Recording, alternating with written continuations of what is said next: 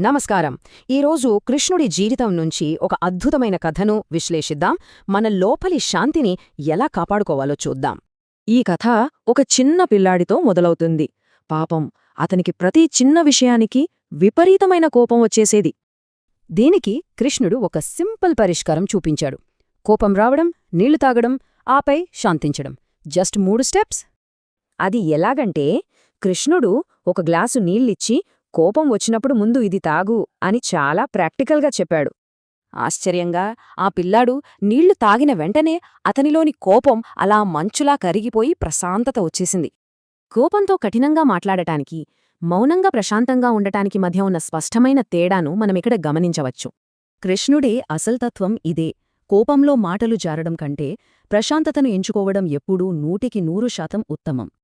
ఈ చిన్న లాజిక్ ఆ బాలుడిని శాశ్వతంగా మార్చేసింది. ఆ రోజునుంచి తన కోపాన్ని పూర్తిగా కంట్రోల్ చేసుకోవటం నేర్చుకున్నాడు.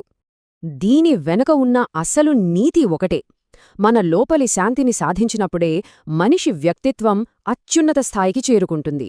చివరగా ఒక ప్రశ్న: ఒక మనిషిని నిజంగా గొప్పవాడిగా మార్చేది ఇలాంటి అంతర్గత శాంతేనా? మనం ఖచ్చితంగా ఆలోచించాల్సిన విషయమే కదూ.